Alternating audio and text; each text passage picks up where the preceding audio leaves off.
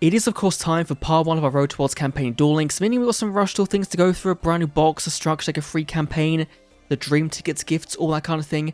But also, for Speed Duel, there's new structure coming next week, a brand new box, and Konami, in their infinite wisdom, tried to hide it, but then didn't, and then just blew the doors wide open anyway. So let's go through all of it in this video. Now, first of all, one of the things we like to talk about on this channel is characters going to the gate, and of course, Yuka still is not in the Duel Links gate, meaning it's been now 320 days since her first unlock, which of course is not good at all. Will she come on the 19th when Euro leaves?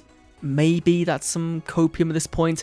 Maybe they're going for the full 1 year on June 25th, and that'll be funny, I guess, but it'll suck overall. We don't know. We don't know. Just a thing to point out that sucks about Duel Links, they're still doing, still sucks. We've then got the Rush Duel bonus trial, which of course is the Lone Duel event, right? You get some daily gems, you might have to get some free pack tickets, right?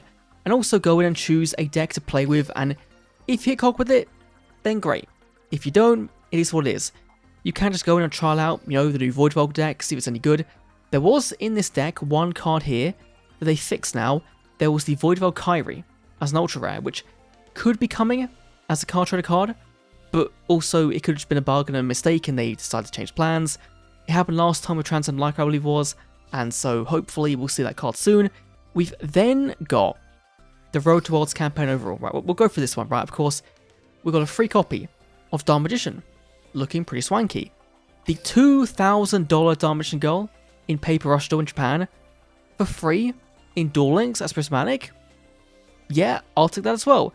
We're getting gems, character tickets, and then next week it's going to be the speed portion with Crimson Dragon. Of course, you play Master, you play Blue Eyes or Centurion, you will know this card.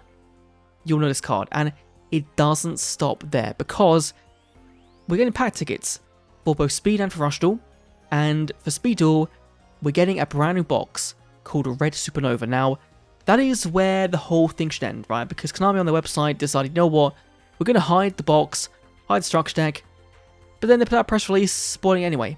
And what's coming is really, really cool. We've got a structure coming with Junk Warrior as an alt art. It is what it is, right? Salawar as well. I would have kind of hoped we've gone down the more of the Stardust route, right, like China got, with Stardust Synchron, with Revolution Synchron. That kind of stuff would have been much more appealing to me personally. And so this Junk Enforcers deck is also then kind of hinting again towards getting Force Alt Stars by the Conquest event we're getting on the 19th, which should be pretty fun if it's something completely brand new. That'll be really cool to see. But the big thing, of course, is the brand new box, and yes, finally, IP is being reprinted. Praise be to Konami. Only took them over a year for it to happen, but we're getting a Red Supernova Dragon, as the box name kind of entails. Again, if you play Master Duel, you'll know this card. It was the Road to Worlds promo card for last year for that game, so we're like 1 year behind, in theory. We're getting Chaos Angel, another really good, slightly generic synchro that, if you play Master Duel again, you will know this card is fantastic. So, 2 for 1 so far on being a banger main box. And of course, big welcome Labyrinth. Now, Duel Links China got Labyrinth at full power with a skill with Arias, I believe, the butler, put in a selection box. So, they could do something similar here. I would be really disappointed if they didn't come full power, given we are seeing more decks come to Duel Links full power. We're also kind of thinking that we might actually go and get Sprite in the game, because it's the next kind of branded lore theme we should be getting, and also because we've had so many like level 2 support cards coming, the Olibinara Soul Super, I believe it is, the rank 2 Xyz in our most recent rank drops. It all just kind of lines up to potentially get this big lore deck, this big fan favorite waifu deck, and of course some big anime synchros, and that should be a fairly decent Road to Worlds box. Now, of course, new balance came to effect today. We'll see how that all does transpire, right? How Therion does, how Desio does. But you know, given some early testing in the most recent, you know, tournaments, etc., still seems like Therion are going to be the best deck. So hopefully this box, when it does release, has got some good things in it to kind of shake things up a bit. That'll be good. But of course, we're now going to go and dive into the brand new Rush Duel content. Now, we've got a new structure deck called the Quest of Transam. And this is really weird because we got the promise for DMG, and the year before that, the structure deck was kind of tied in with the promos, and this year, it's not. It's a bit weird, and so they've kind of screwed UDS out of an animation, which does suck. We don't even know if Crimson Dragon's gonna get one. It might not. So we might be the first year of no animation. I hope not, but it might happen. The deck overall is fine, right? You're getting the non-Overrush rare versions of Vanilla Oblivion and of the Fusion, which, you know, is perfectly fine. We've got the Miracle Fusion-esque Fusion spell. Again, that's okay. A brand new Fusion boss that can become pretty big can mean you will game your opponent if you can deal enough damage. And that's kind of the theme of the new Light Galaxy stuff. They've not got a brand new skill. They've got a bunch of cards that just become really, really big, so we'll see how they do overall. And of course, a free Secret Order is great. Starry Star again, also great. We'll go in for that free deck, one copy, and we'll see what we pull. Any Prismatics, that'll be good. And we've pulled no Prismatics. Okay, unfortunate, it is what it is. We've then got two brand new bundles. The first one being for 2 more copies of the Overrush Red Dimension Goal. Now, it is a non-paid bundle, which is really, really cool to see. There's also a brand new boss of Voidvelg, which you can't actually see the name of. The Duel Links text is awful. This one, you've definitely got to put a chronicle on if you want to actually read the bloody card name.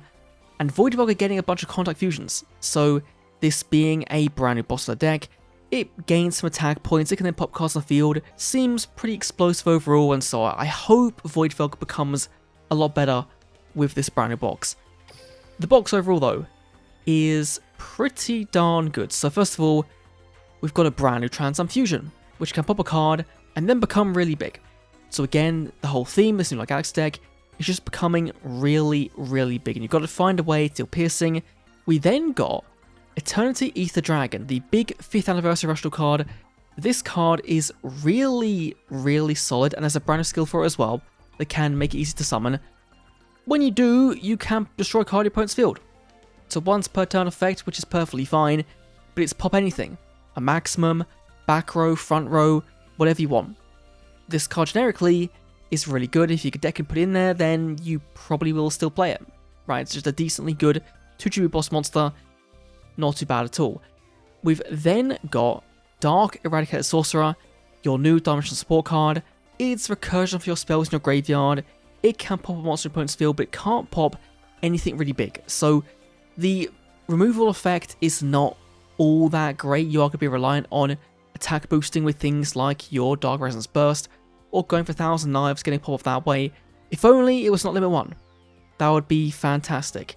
Finally, for Ultra Rares, is Seven's Wonder Fusion. Now, this is a very scary card if you're familiar with OSG, but the reason it was scary was because of Seven's Gears the Magical Knight, and thankfully, we're not getting him, so we're kind of safe. We are getting the Seven's Chariot, which can pop some face-up cards on your opponent's field, right? Like, it can do that, but they are limit one-ing the gear pod, and so you can't play things like Upholstery or Pot of Greed, and in Seven's Road, that's kind of important. So we'll see how this deck does overall. Of course, it got more support in the last Depot box, and now there's even more support in this one.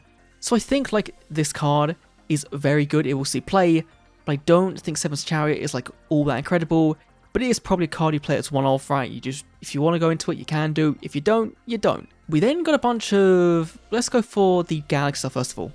Dark Matter Requiem. More contact fusions for Zuijo. This can become an opponent's monster, and then deal piercing bound damage. Fair enough.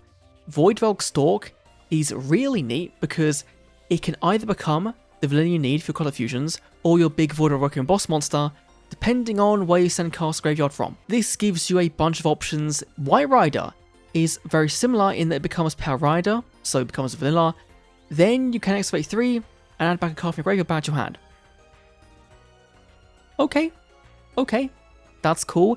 The skill does make Requiem easy to summon, so you can make this become Power Rider, return back a Requiem, summon the Requiem, and then deal some big damage.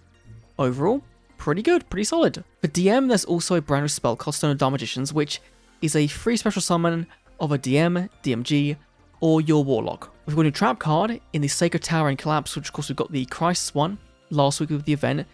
This one is a really neat trap in that it's just removal for any non-maximum effect monster, which is going to be most bosses in the current format, which, you know, is pretty good. The downside is it's a 3-card investment, needing a discard, a card from your field, and this card to pop one, and so I think it will have its place in the format, but I don't think it's going to be that crazy popular, just because it's such an awkward card to actually pull off. When you've got things like Meteor Flare Fusion, it can turn off this card by removing the body on your field, and so you'd probably rather play a Shady in that situation rather than this. We'll see how things work out. Hero's got a brand new card in Heliosphere. Now, this has some good removal, right? You draw a card, show it if it's a monster card, pop a card in your opponent's field. That's great. The bigger thing is it's now the best target to reveal for Argent. Right, you've now got 3 cards listed on the card, Spark 1, Avon, Tricks, meaning you've now got up to 12 cards in your deck you can see and add to your hand with the Argent, rather than 8, which is fan-frickin-tastic. And finally, for new super rares, is Executed Layer Frontier, which is not like the one I'd have chosen to get first, right, new support-wise, but it's fine, right? And Plorty, get a draw 1, gain some attack. It's fine. They've also got, not really the support card, but it is technically a support card, Balloon Butler, like Butler, but without an L. If you've not special on this turn, mill 2, then you get back a free level 6 that you milled. So in XQT, that's really, really big. And of course, you can summon this, play the effect, bring back out a Lumiere or whatever. You can then go and sack this off a Layer. Layer brings like a card back to your hand, go for Plorty special summon, gain some life points, sack over that, go for another big body, Contact Fusion, etc, etc, etc. So this is a really fun card for that deck.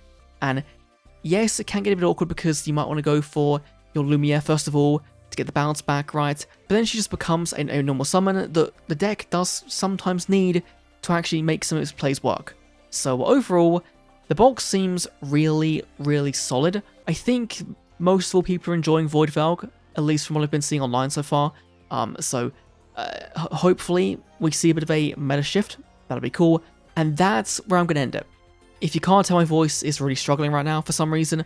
I don't think going in for pack opening is going to work that well. We have got 10 free pack tickets from the bonus trial. So let's go claim those and just really quickly go and spin those tickets. Right, we'll do that. That'll be enough. Probably, maybe, let's see. Personally, my wants are the DM stuff, Void Velg, and the executed stuff. All of those will be great. Let's see. First of all, literally nothing. Pack 2, Deja Vu, Black Dragon, Dark Resonance Burst, a very cool buff up by a chunk of damage spell card. Number 3. Number 4. Come on, don't be the deadest 10-pack pull in existence. Please don't be. Pack 6, nothing. Pack 7. No way, come on. Pack 8. Pack number 9. Surely pack 10. Wow.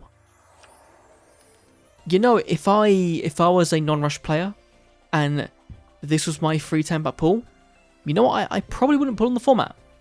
I'd just pack my bags, go and play some speed, and hope to not get FTK'd or Love Golemed or whatever's going on in that format.